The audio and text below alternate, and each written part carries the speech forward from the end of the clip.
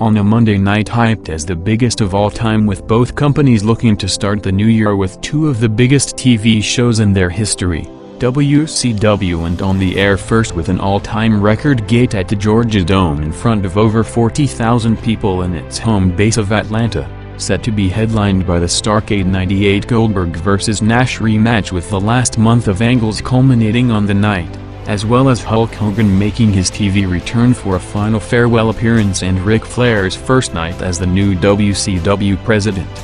Flair along with family and the Horsemen arrived in the stadium 20 minutes into the first hour, coming out with Flair addressing the crowd on the new era, saying that for 5 years a tyrant and Eric Bischoff has run over the company, calling him out to the ring to announce that since Eric took Flair down from the main event to the opening match, Eric is going back down to his original role as an announcer, before reinstating Randy Anderson and welcoming Randy Savage back to the company, closing the promo announcing a Flair vs. Hennigan Windham tag match for the sold-out pay-per-view.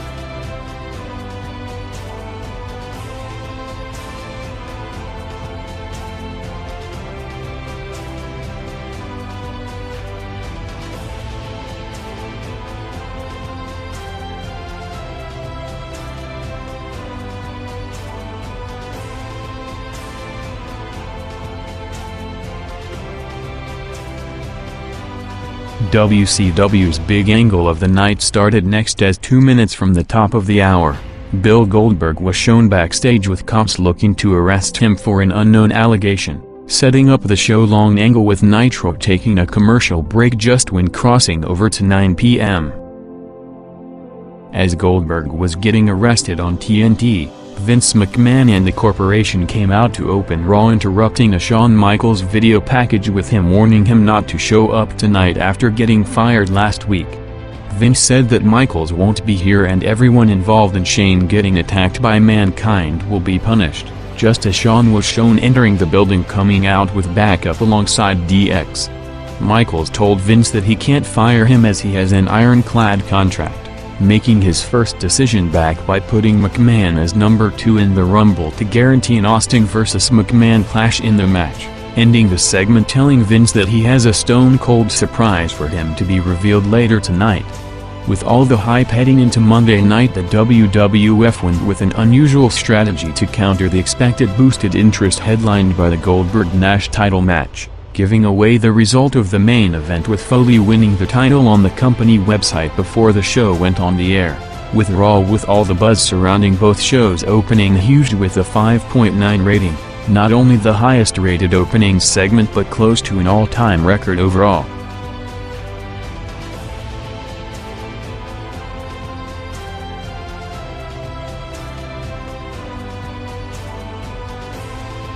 With Goldberg taken out to the police station near the stadium, Hollywood Hogan showed up making his TV return for the first time since November 16 for his promoted farewell appearance, with Nash coming out confronting him outside and the status of the title match unknown, as the first quarter, which featured the Goldberg follow-up with Hogan and Nash in mostly a Chris Jericho vs. Perry Saturn match, opened with a 4.4 rating, which combined with Raw's 5.9 making it the biggest opening audience in history.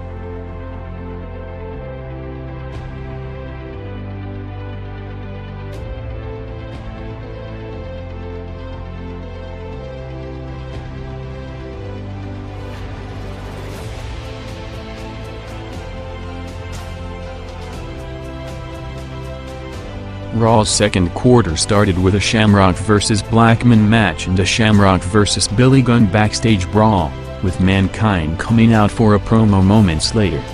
Foley asked for a title shot at the Rumble pay-per-view before calling out Vince McMahon for the answer.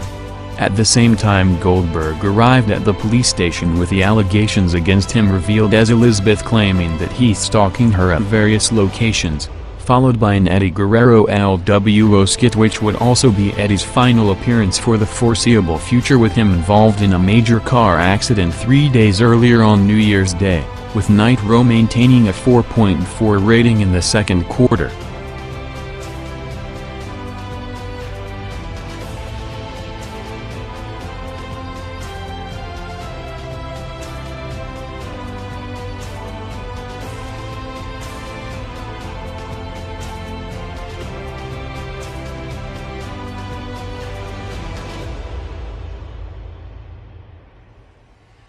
Vince came out telling Foley that he doesn't deserve a title shot as he hasn't paid his dues, saying that Foley might have had his shot if he listened to him instead of sacrificing his body for the pop of the crowd, giving him the opportunity to enter the Rumble by booking him against Triple H for tonight with Shane as special referee, with the massive additional interest on the night picking up as the quarter which featured the McMahon-Mankind segment followed by an Henry vs. Goldust match, jumped over 500,000 viewers to a 6 rating, the joint highest rated opposed quarter in Raw history.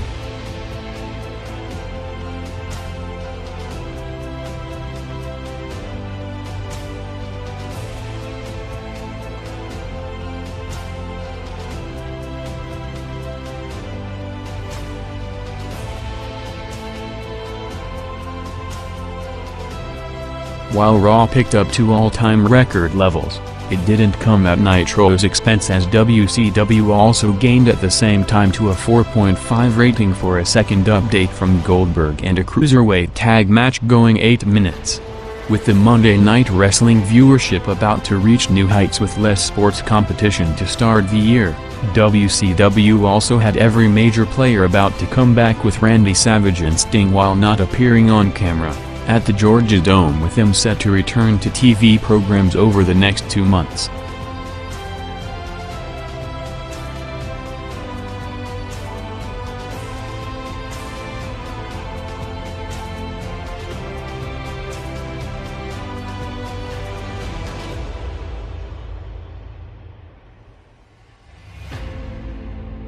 Nash came out next to address the status of the Goldberg match, putting the blame on Hogan for getting him arrested just as he arrived, saying that he knows for a fact that Hogan is still under contract and asking Flair to book the match for tonight, telling him that after he goes through Hogan at the end of the night it's gonna be Goldberg and him in the ring for the title.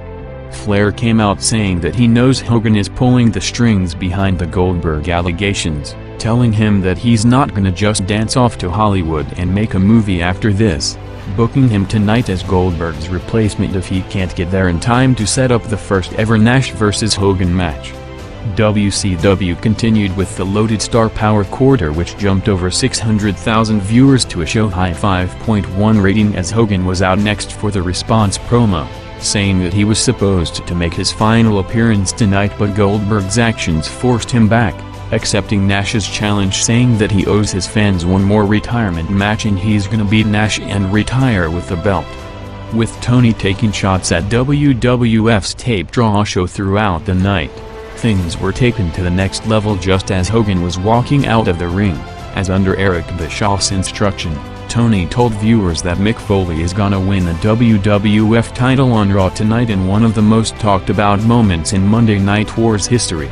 At the same time, Mick Foley himself was on TV going 3 minutes against Triple H to start Raw's second hour, ending up with Shane Fast counting him out to take him out of the Rumble match, setting up the post-match angle with Mankind threatening to break Shane's shoulder unless Vince gives him a title shot tonight, officially booking an ODQ Rock vs. Mankind title match for the main event, as Raw's top-of-the-hour quarter, which came minutes after the first Foley title win spoiler and also featured a D'Lo vs. Edge match, picked up over 600,000 viewers to a 5.7 rating, but the key point to note is that the viewers' gain was the usual Raw crossover segment bump and not a direct turnover of WCW viewers, as Nitro maintained a 5.1 rating before and after the announcement.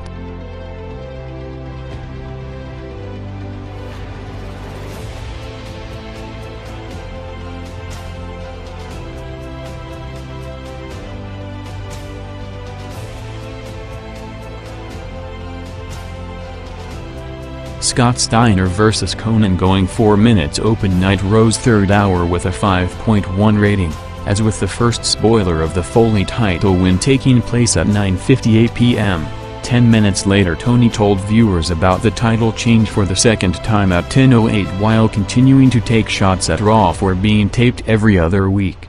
The Foley title win spoilers turned into a big topic of conversation during the week and for years to come. But putting the story into context, when numbers came out, both Foley title mentions did not lead to any unusual turnover of viewers from WCW to the WWF at any point for the rest of the broadcast on the night, as while Raw gained over 600,000 viewers to a 5.7 rating in the minutes following the first mention, WCW with the Steiner vs. Konnan match maintained WCW's entire prior audience of a 5.1 rating.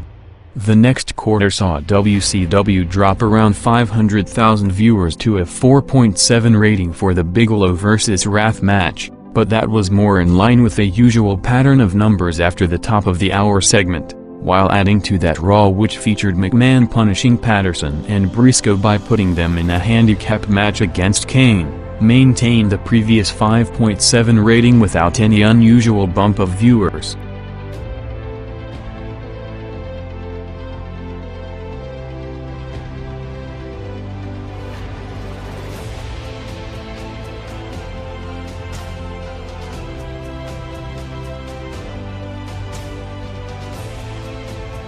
While WCW took 2 commercial breaks in the next quarter between 10:30 to 45 with the start of Page vs. Adams in the middle, Raw had a Wild Road Dogg vs. Al Snow hardcore title match, brawling all over the building including the backstage area before going outside in Worcester to wrestle in the snow for the finish, taking the division to the next level, setting the bar high for future hardcore matches, as after hovering around record levels since the start of the show, the quarter featuring the 9-minute Snow vs. Road Dogg match jumped to a peak 6.2 rating, the highest rated opposed segment in Raw history.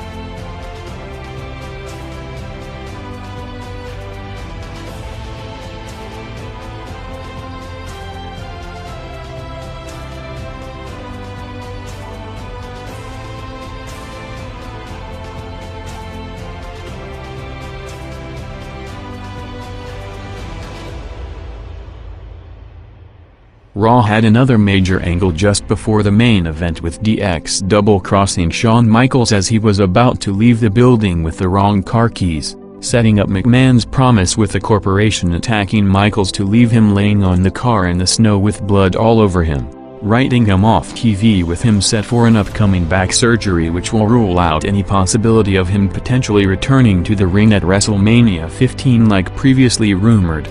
Mankind and Rock made their entrances at 10:50 p.m. with DX and the corporation at ringside, kicking off the match at 10:53, doing a 5.9 rating for the first 7.5 minutes of the 9-minute match.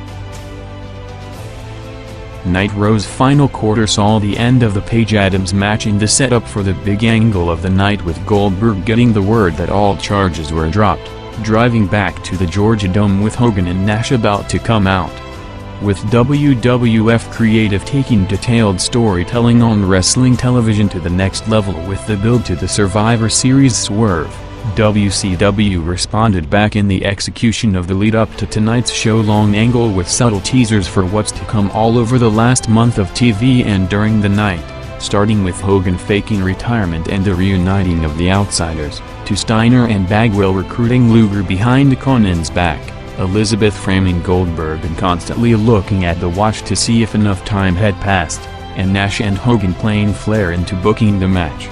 Hogan along with Steiner made his entrance at 10:55, with Nash following before signaling to the back, bringing out Scott Hall in a Wolfpack shirt to a huge pop from the crowd. With the clock now at 10:58 p.m., Jerry Lawler on Raw took a shot back on the live commentary on post-production, saying that their main event won't start 2 minutes from the top of the hour. A minute into Raw's overrun with both factions brawling, Steve Austin made his TV return for the first time in almost a month to one of the biggest pops in history, laying out Rock with Mankind winning the title to another huge reaction to and one of the most memorable matches and moments in wrestling TV history, with Mick Foley closing the last 3 minutes of the broadcast in the post-match celebration with DX against the advertised Nash-Hogan match, as Raw overall shattered every record in Monday Night War's history with a massive 5.8 rating. While the Raw main event finish was going on, Hogan and Nash were in the ring face-to-face for the first time in an official match after over a year of build-up, setting up the reveal of the reformation of the original NWO to lead to 40,000 people reacting in shock to what's happening in the ring. A minute later at 11:01, almost at the exact moment Steve Austin came out on Raw, Bill Goldberg ran out to a massive reaction to take on the new NWO, ending up with Luger also turning heel to set up the NWO beatdown to close the show, with the WCW overrun for the Hogan-Nash match and post-match Goldberg vs NWO angle, leading to one of the biggest viewership spikes in history, jumping over 2.1 million viewers to a big 6.5 rating, while Raw dropped to a 5.1, as on the night hyped and delivered to set every record in history. The biggest one came in the overrun as the combined audience peaked huge with around 14 million viewers to start 1999, with the industry hotter than ever. With almost all records broken last Monday on January 4th, the booming business continued during the week, with professional wrestling dominating the TV charts in unprecedented numbers. With 5 hours on Monday between Nitro and Raw breaking the all-time combined viewership, Thunder on Thursday drew its second highest rating in history with a 4.3, while Heat on Sunday set its all-time record with a 4.9 rating. WCW, coming off big interest from the reformation of the NWO at the Georgia Dome, and the upcoming responses from Goldberg and Flair, peaked the night on Thursday with a huge 5.6 rating on TBS, among the most watched segments in Thunder history. WCW President Ric Flair opened the show with a message to Hogan, saying that he's not going to Hollywood or the White House as he's signed through 2001 and going to work for Flair and Turner. Flair made several announcements, first by reinstating J.J. Dillon. Flair and Dillon booked the main event of the sold-out pay-per-view with Goldberg vs. Scott Hall in the Taser ladder match, then calling out the LWO to offer them a place at WCW if they take off the shirts and rejoin them, ending the promo by booking himself in a match against Curt Hennig for tonight.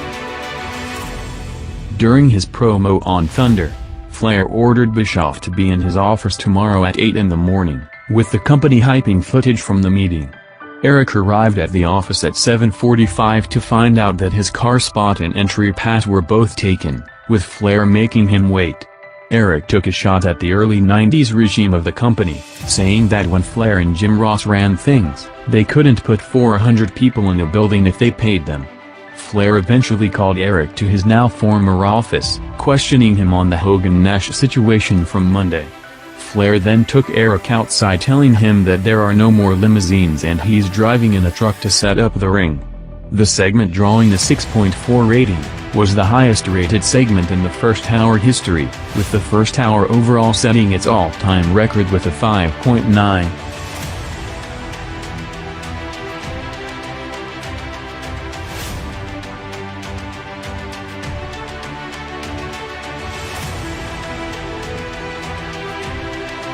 "4 minutes from the top of the hour,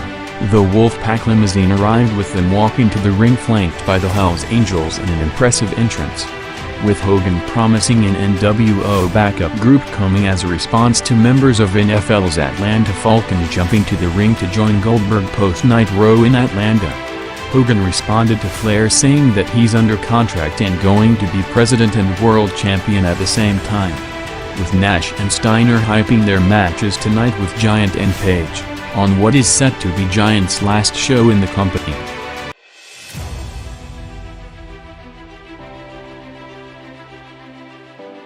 New WWF champion Mankind opened Raw to a big reaction. Foley said that this is what he worked for his entire career, thanking Jim Ross for believing in him when almost nobody else did. Foley then thanked Steve Austin for the assist, teasing a potential WrestleMania main event, saying that his one last dream in the business is to headline the biggest show of the year. The corporation came out with Rock demanding a rematch and telling Austin that his day will come, saying that the company and the people needs Rock as their champion, challenging Foley to a rematch at the Rumble pay-per-view, with Vince booking a corporate Royal Rumble for the main event with corporation and DX members, with the winner getting the number 30 spot. Both shows opened big, with the combined audience already at record levels from the first quarter with over 12 million viewers.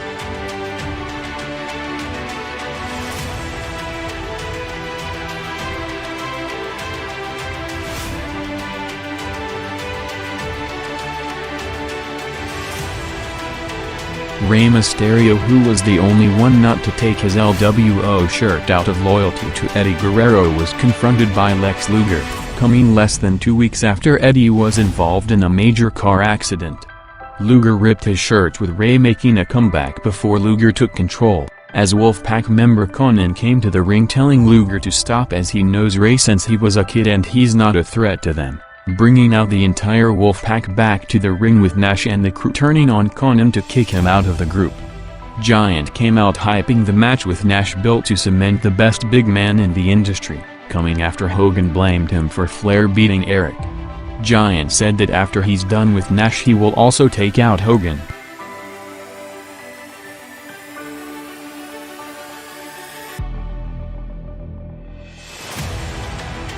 After several attempts by Rock to get Foley to agree to the title shot,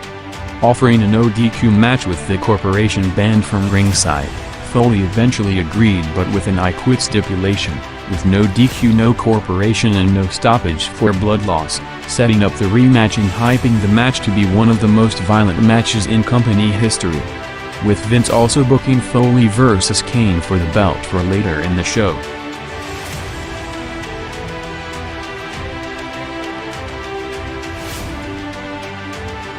Hogan and Nash did a special moment skit on last week's finger poke match, putting each other over, saying that the match could have gone either way, with Nash saying how devastating the finger attack was, and both agreed that it was the toughest match of their career in a comedic parody. As that was happening on TNT and with the rivalry intensified after last week's title win spoiler, including Russo among other stuff members sarcastically thanking certain individuals down south on the company's website while posting the all-time record rating Raw set last week. Michael Cole and King hype the debut of a man called Gillberg coming up next, showing police members standing behind a door with the name Gillberg written on it just before going to commercial, leaving viewers thinking that surely it's not what they think it is. As the door opened, it was all that and more, as with all subtlety thrown out the window.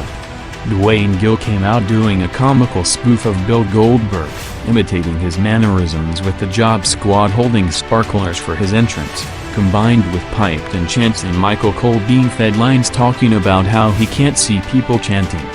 Gillberg challenged anyone to be first, hitting his head on the post trying to do a spear, and failing a jackhammer attempt before being squashed by Loop.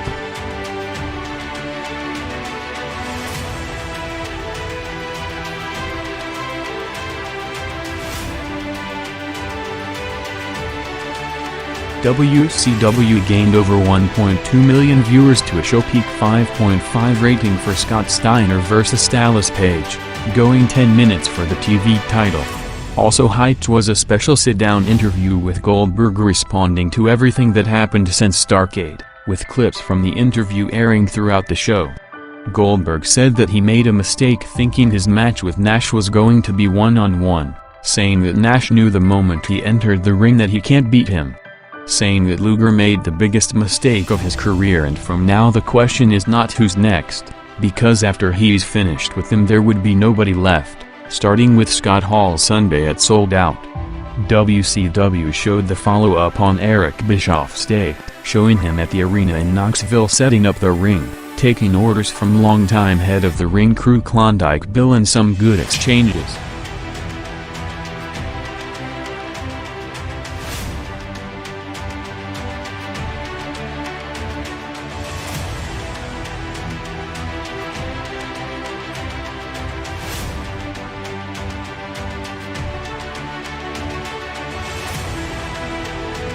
Raw's peak quarter of the night came at the top of the hour for the promoted Mankind vs. Kane title match. Foley and Kane went 6 minutes, with Kane looking to have the match won until Rock ran in taking out both with chair shots, with the idea of him not wanting Kane to win the belt as he has a title rematch coming up. Seconds later Steve Austin came out to a huge pop from the Texas crowd. Rock called Austin to the ring until Mankind took the chair as Rock bailed out to end the segment. The match and post-match gained over 1.1 million viewers to a 5.9 rating.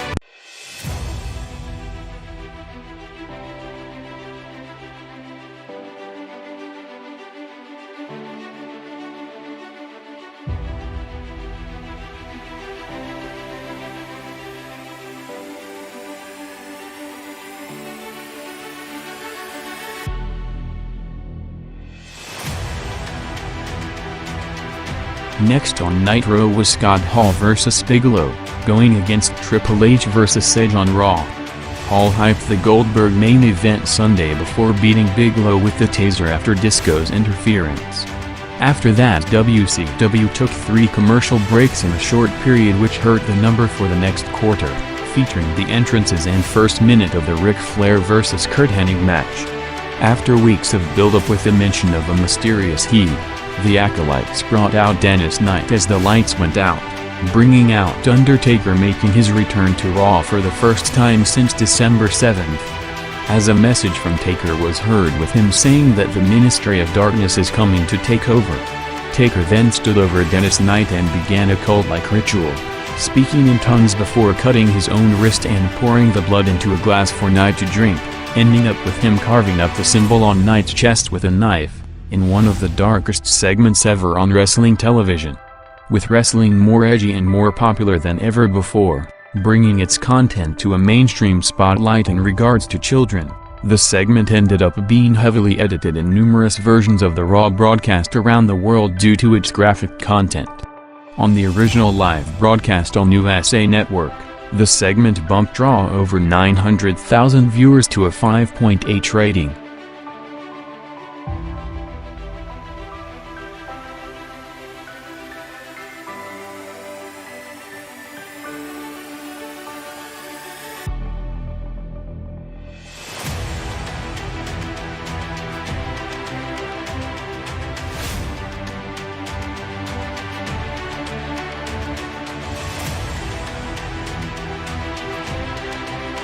Flair and Hennig went 10 minutes, bumping Nitro back around 900,000 viewers, ending up with David Flair interfering 6 days before his debut match at Sold Out.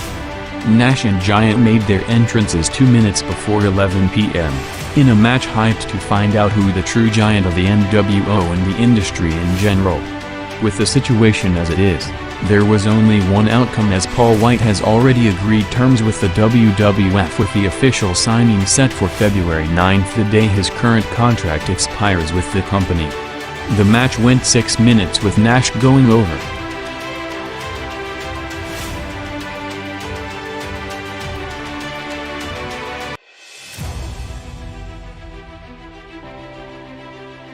Vince and Shane had another great training skit preparing for the Rumble match, this time with Shane putting Vince to train in the snow, with the corporate Rumble match set to cross over the top. Nash vs Giant went 8 minutes in the overrun, having 3 minutes unopposed to gain further to a 4.7 rating. The Wolfpack came back out for the post-match beatdown, officially writing him off TV and ending his run with the company, with the next appearance said to be under Vince McMahon with big plans and a mega contract. Bischoff came out to the commentary table seconds before going off the air, saying that the Titanic just sunk and Nash is the NWO corporate giant, referring to the expected debut role McMahon plans for White as the corporation's enforcer.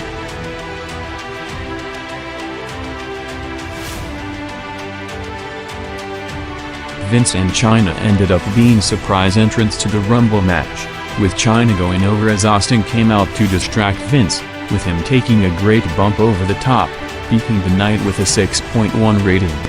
After last week's record viewership, January 11th ended up just slightly under it as the second biggest viewership in history, with Nitro drawing its third highest opposed rating in history, while Raw drew its joint second highest of all time, as creative and business standards were at the peak to start 1999.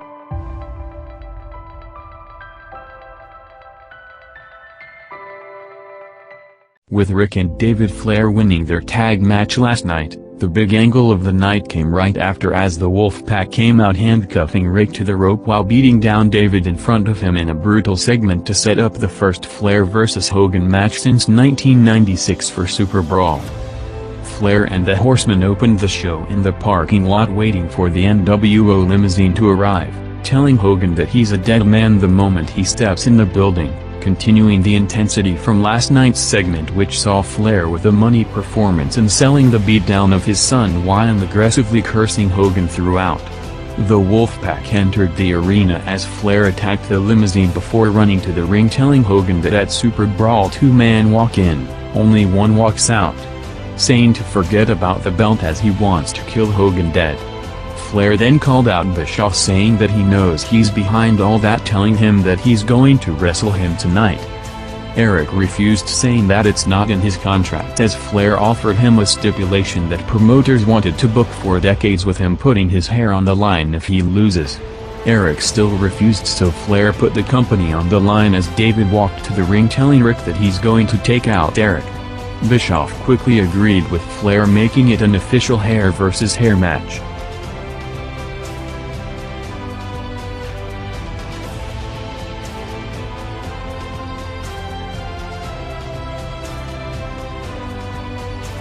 Eric and David made their entrances around 10 minutes before 9 p.m., with Bischoff taunting David until the undercover ref gave David a pack of coins, knocking Eric out for the pin. Flair and the Horsemen came out for the post-match haircut, with the Wolfpack limousine still not back in the building, shaving Eric's hair. The match and post-match segment drew a record-setting 6.5 rating, making it the highest-rated segment ever in the first hour and one of the biggest quarters in cable TV history, with the first hour overall equaling last week's record 5.9 rating. In perhaps a timing issue, the segment crossed over 9 p.m. for just a couple minutes, as with numbers being as close as they are, WCW would have probably taken the lead in the first head-to-head quarter if the haircut segment was going on for a few more minutes.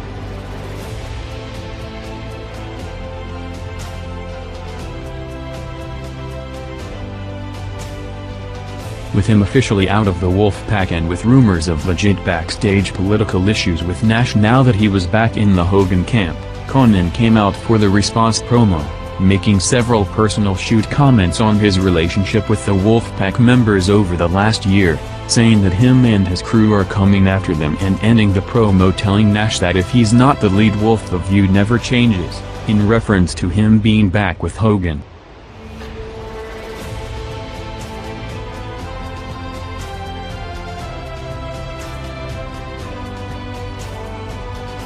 Steve Austin opened draw to a big reaction, hyping the Rumble match, saying that he's gonna take out McMahon Sunday while talking about a potential Austin Mankind Mania main event in response to Foley last week. With Shawn Michaels written off TV after the corporation attack on January 4th, the company announced that he booked Rock vs. Kane for the main event tonight, with Vince unable to overturn it. The reason for him being off TV was a major back surgery on January 12th, with him publicly saying that he probably wrestled his last match, putting an end to all talk of him returning for a WrestleMania 15 match, as at one point the rumors were talking about potential matches with either Triple H or McMahon at the event.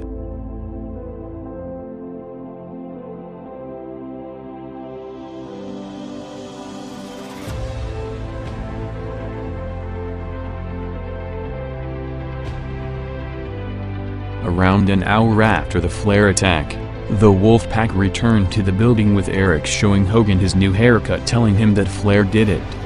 The Wolfpack came out mid-match attacking both teams, with Hogan responding to Flair's death threat earlier, telling him that somebody is gonna die at Super Brawl or before it.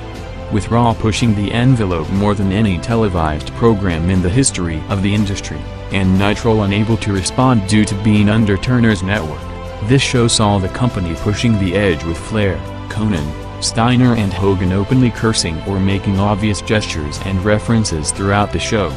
With that happening, the company got disappointing news on a potential game-changing deal with NBC that would see several special events hyped as wrestling's return to primetime network television.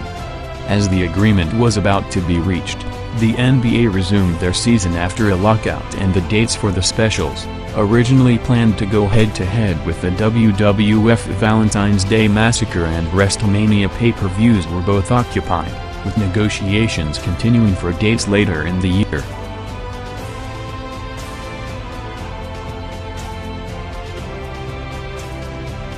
A day after the strong Goldberg vs. Scott Hall Taser ladder match main event had sold out, ending up with Hall attacking both Goldberg and Bigelow after Goldberg won the match, WCW hyped a three-way between them for the main event, with Hall coming out to help Disco against Wrath. Next on Raw was the final Rumble training skit of Vince and Shane, this time with Vince in the ring at Tom Pritchard's warehouse.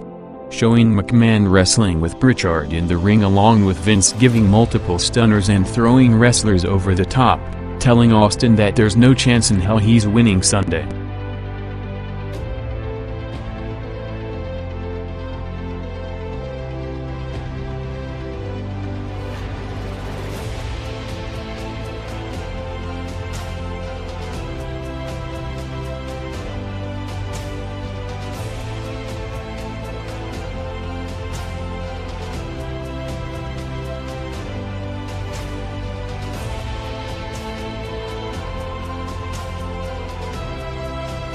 Wrestling continued its unprecedented dominance on the TV charts, as in the week between January 11th to 17, wrestling had 8 of the 9 most watched hours on cable TV all week, including the entire top 6.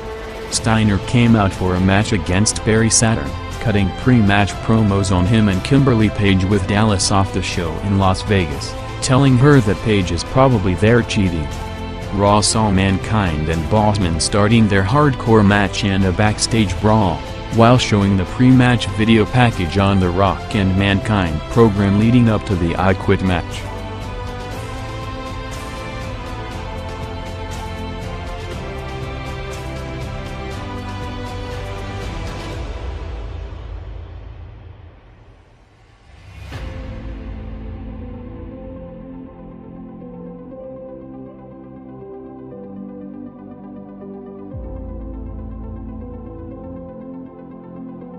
The top of the hour saw both shows get a boost with them combined jumping around 1.3 million viewers. Nitro had the end of the Steiner vs. Saturn match, with Steiner getting strong heat taking a Michigan hat from a fan and wearing it in the match in Columbus. After that was Nash and Luger's response promo, with Nash telling Conan that if it wasn't for him he would have been in the first match on the card, responding to Conan saying that he's playing second fiddle to Hogan by saying that Conan's view was standing behind him for the last 2 years. Luger responded to Mysterio's interview earlier challenging him to a match, telling Ray that all he has to do is give him the mask and shirt and the match is off. That was going against Mankind vs. Bossman on Raw, with them brawling all over the building for 15 minutes prior to the match, ending up with Rock giving Foley a chair shot from behind 6 days from the I Quit match. With Vince then telling Kane that he's going to drop the match against Rock later.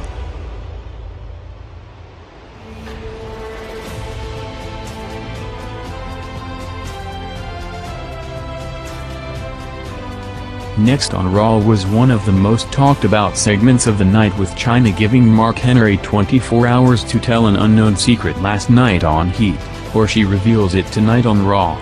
The comedic deal ended up being the continuation of last week's skit with Mark Henry and Sammy backstage, ending up with Chyna tricking Henry and Sammy being revealed as a man.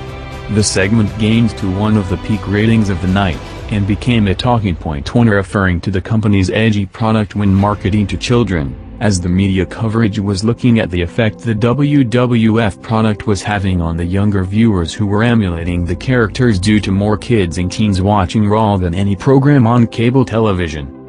Vince McMahon at his peak responded aggressively telling the parents that it's their job to dictate what their kids watch, in addition to saying that the more edgy content usually happens in the second hour between 10 to 11, while telling anyone who doesn't like their presentation to click off their TV, as he's listening to the masses who make Raw the TV powerhouse it has now become.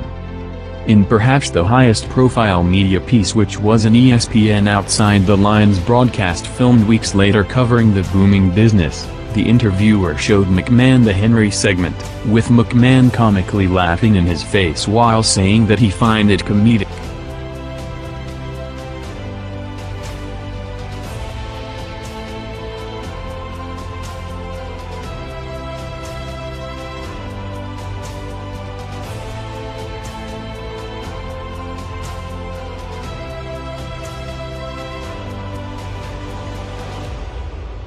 Luger vs. Ray went 6 minutes with Ray making a comeback every time Luger tried to take off his mask, ending up with Nash coming out and Ray making a comeback on both to a big reaction, bringing out Conan for the save to set up the tag match. In a series of segments throughout the show, Scott Steiner was constantly harassing Kimberly with Dallas Page in Las Vegas for a press conference of the new WCW Grill Bar. Goldberg, Scott Hall and Bigelow made their entrances 3 minutes from 11, with the match set to start and the overrun.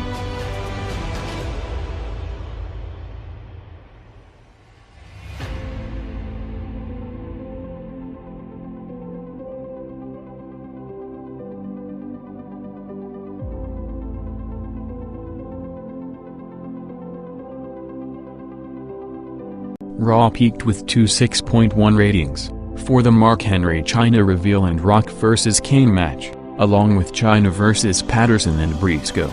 Patterson and Briscoe, who were arguing all show, were doing comedy spots until both turned on each other, with Chyna going over. The corporation came out for the main event with Vince telling the crowd that there would be no match tonight, telling them that they are gonna do the finger in the chest routine with Kane doing the job, referring to the Hogan-Nash finger match from 2 weeks ago. Kane hesitated before turning on McMahon, with all the corporation attacking to start the match, bumping Raw back up over 1 million viewers.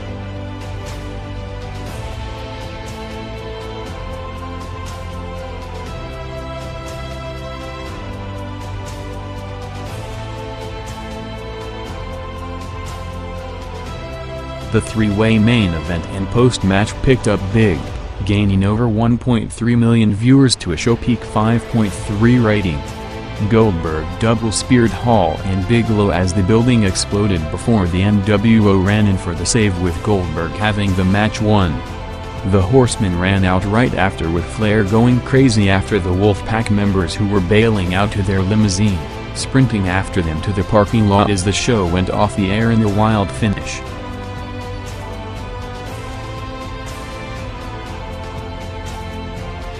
Raw's Go Home segment for the Rumble, expected to be one of the biggest pay-per-views of all time Sunday, saw Rock and the corporation against Kane until Mankind ran out, with Rock bailing out of the ring, bringing out Austin walking behind Rock to distract him until Foley got a chair shot to close the show in the build-up to the two top matches for the pay-per-view, with the combined audience during the overrun segment near record levels with over 13 million viewers.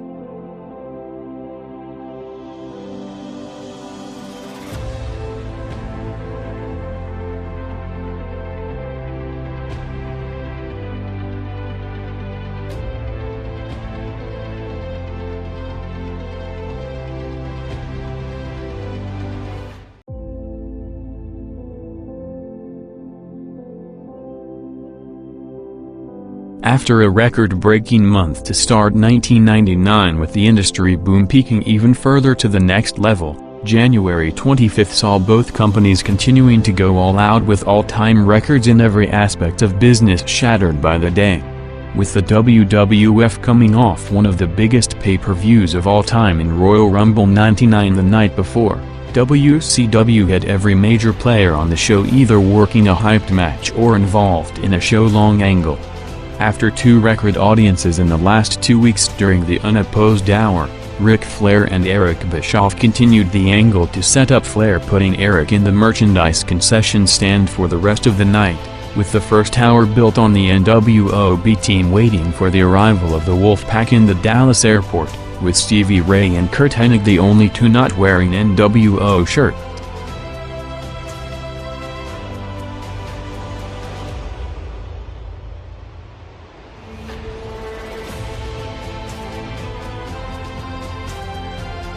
The Wolfpack's plane arrived midway through the first hour, with Stevie Ray double-crossing Hennig to lead to him being kicked out of the NWO with a beatdown in the airport as both groups drove to the arena.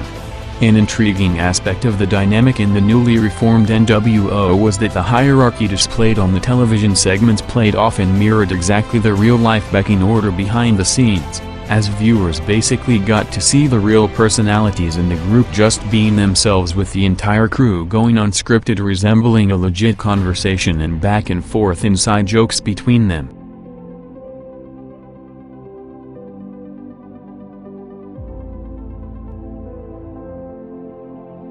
With the month starting with the Mick Foley title win spoiler on January 4th, followed by the WWF making a Goldberg spoof and Gillberg a regular TV character, including him entering the Rumble match last night. More back and forth shots continued, with Vincent changing his name to Vince in reference to McMahon, and Stevie Ray talking about his $500 shirt in reference to Rock.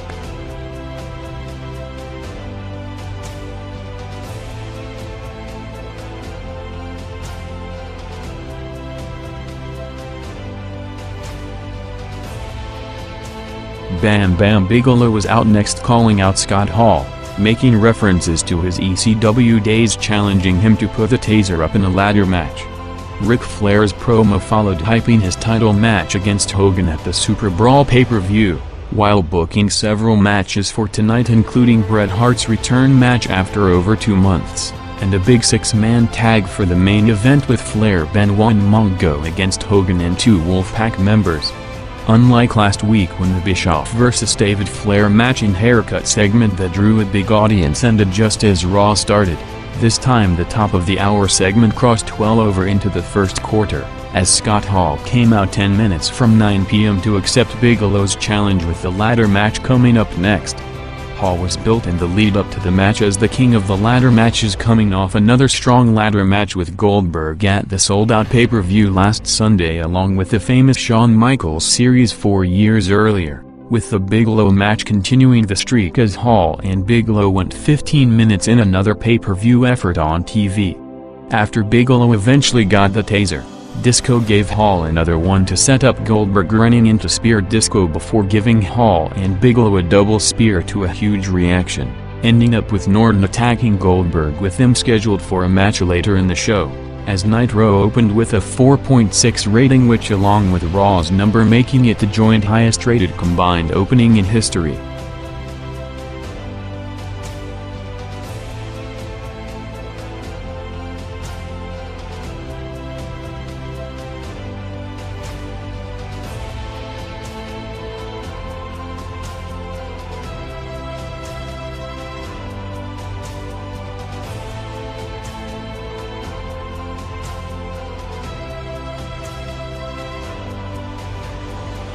The corporation opened Raw celebrating their victories at the record-breaking '99 Rumble pay-per-view, as Vince declared that he's going to WrestleMania while congratulating Rock for beating Mankind and winning back the title, announcing that for that, as well as helping him win the Rumble by distracting Austin, he was giving him the $100,000 prize from Shane McMahon's trust fund, about to be given to him in cash in an armored truck on the way to the America West Arena in Phoenix.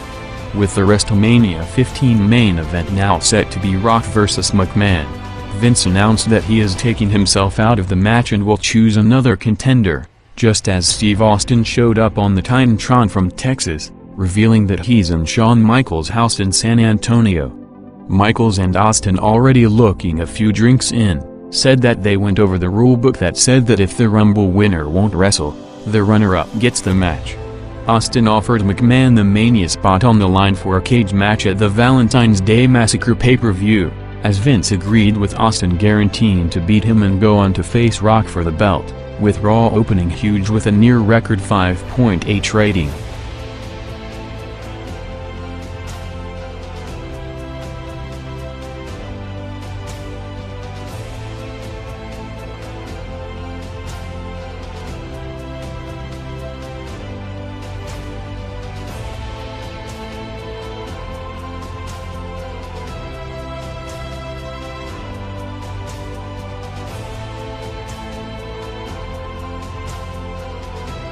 After opening with an all-time record audience, both shows held steady in the second quarter, with WCW having a tag titles tournament lumberjack match to prevent the Wolfpack from interfering with Meng and Barbarian against Finlay and Taylor going 7 minutes, while Raw had Billy Gunn vs. Goldust with Triple H challenging Rock to another I Quit match for the title tonight.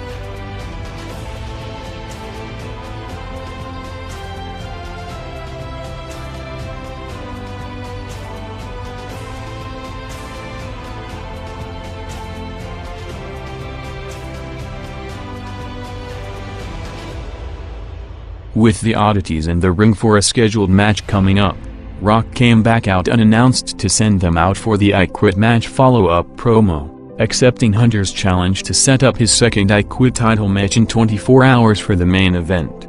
Rock was about to close this segment before Mankind, who arrived a few minutes earlier, was shown walking towards the armored truck, attacking the guards and taking the money.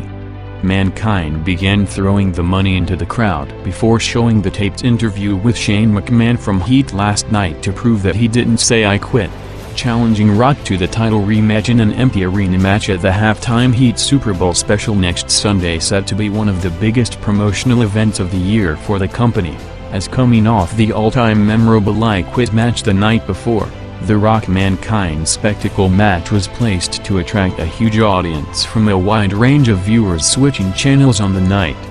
Rock eventually accepted to officially set up the match, with the Rock-Mankind segment gaining over 1.1 million viewers to a massive 6.4 rating, the highest rated quarter in Raw history, peaking the night for both shows by a big margin of almost a million viewers distance from any other segment. As they hyped in their build-up to the event, Foley and Rock set themselves and did put on one of the most talked about matches of all time at the Rumble pay-per-view, taking violence and brutality to another level on the mainstream stage along with top storytelling. With the finish set for them to get to the entrance ramp after 5 chair shots, plans changed spontaneously, as after 5 shots they were both still in the ring, forcing several more shots to get to the planned spot, with Foley saying that he was almost caught up in the moment and became the indestructible Mankind character, with him no-selling some of the shots to the head while still in the ring. The match went down in history not just for the performance but also for being documented in the Beyond the Mat documentary, showing them planning spots hours before showtime in the building along with the pre- and post-match reactions, with Rock thanking Foley for the match after his Rumble match interference.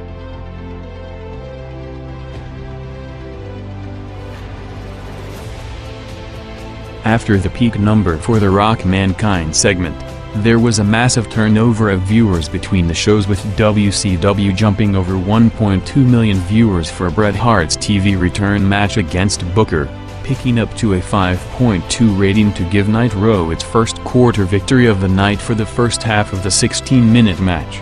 From that point in the broadcast starting at 9:30 p.m., the next 95 minutes of both shows saw perhaps the most unique viewership pattern in the history of the Monday competition, as the TV audience went back and forth between the shows in massive numbers during every segment depending on who was on screen.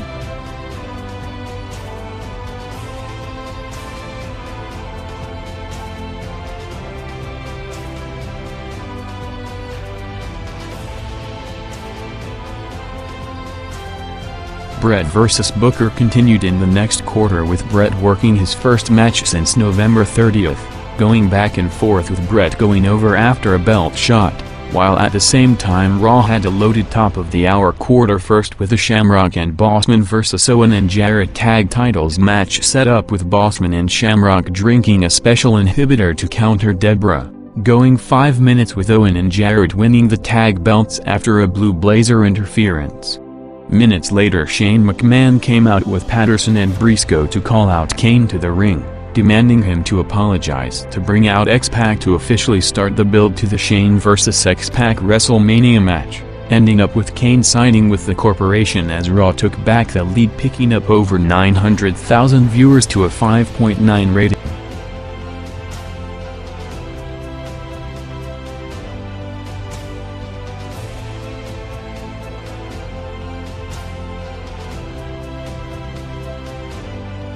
After Eric Bischoff left the stand to go sell more merchandise in the crowd, Bill Goldberg vs. Scott Norton was next, going over 5 minutes in a competitive match with Goldberg running through another member of the NWO. The match, placed in the quarter between 10:15 to 10:30, saw WCW again taking the lead, gaining over 900,000 viewers to a peak 5.5 rating, with the post-match seeing Chuck Norris, Jean-Claude Van Damme, Herschel Walker and Brett Hull, who were all in attendance for the show, get in the ring to celebrate with Goldberg.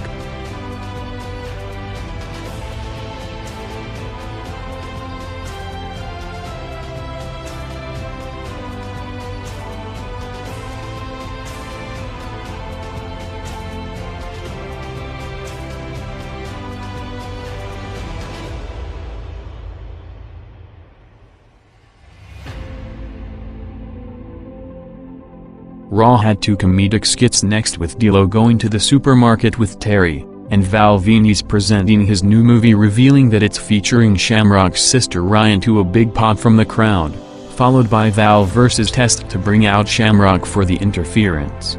With the Super Bowl 6 days away, the WWF created major hype for its Super Bowl commercial, playing off complaints of the edgy aspects of the television product, building it as the most controversial Super Bowl ad in history, with articles and high-profile publications previewing it to make it one of the most anticipated commercials on Sunday night. The 30-second spot, which cost $1.6 million, was filmed a few weeks back at Titan Towers, with the company planning a big marketing campaign for the WWF Attitude brand, which will include the halftime heat special and two versions of the commercial to be aired during the game and the next night on Raw.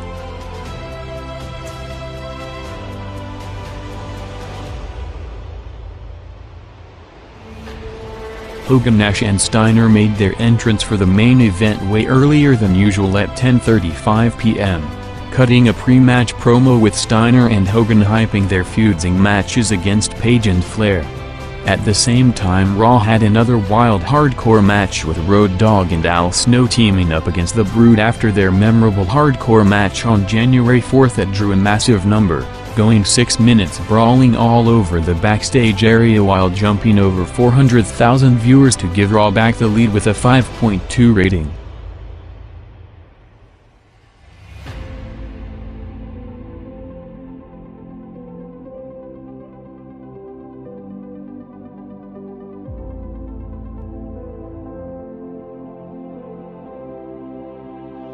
Nitro's final quarter saw the Wolfpack vs. the Horsemen going 18 minutes in the main event, starting with Flair sprinting to the ring to go after Hogan, before Steiner, Nash and Hogan took control to build to a Flair hot tag, with the match continuing the trend on the night, jumping over 400,000 viewers to a 5.1 rating to put WCW in the lead.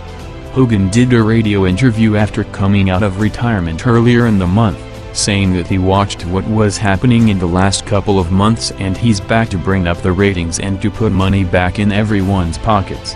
Hogan didn't rule out a return to the WWF but said that he likes to compete against McMahon, as well as confirming publicly for the first time that Paul White is jumping to the WWF in the next month.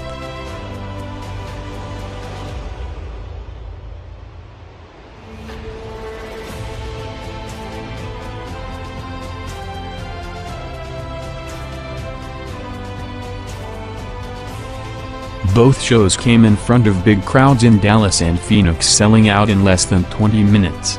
With Giant's jump all but confirmed with his debut set for mid-February, more contract talks between the companies saw Chris Jericho continuing to drop hints on his personal website about him signing with the WWF when his contract expires in July, while Triple H ended rumors on him joining WCW during the week after signing a 5-year contract extension with the company. Hunter and Rock came out next for the main event, with Raw's final quarter featuring the Ministry attacking Road Dogg and Al Snow backstage, along with the entrances and start of Rock vs. Hunter.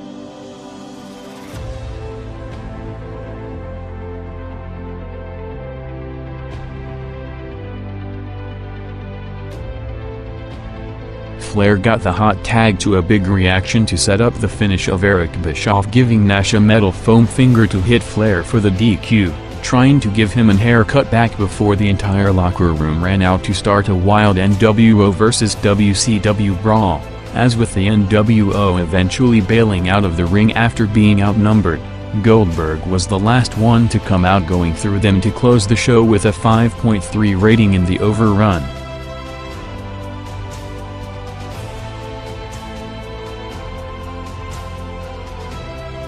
The Rock vs. Triple H I Quit match went 9 minutes, jumping over 900,000 viewers in the overrun to a 5.5 rating, ending up with Hunter quitting after the corporation threatened Chyna to set up a big surprise of Chyna turning heel on Hunter to join the corporation, closing out perhaps the most competitive head-to-head hour in history, which started with Bret vs. Booker taking the lead, to Raw's tag titles match and a corporation vs. Kane segment getting it back, Goldberg vs. Norton followed by Raw's hardcore tag match, each winning its quarter, setting up the main event battle with the Horsemen vs NWO six-man tag taking the lead before Rock vs Triple H gained big to overtake it to close the show, as both programs going all out creatively with big star power strategically placed all over the shows, remained at record levels with Raw winning with a 5.5-5 rating margin, closing January 1999 as the official simultaneous peak of the Monday Night Wars boom, with all 4 weeks during the month drawing the top 4 highest combined viewership in history.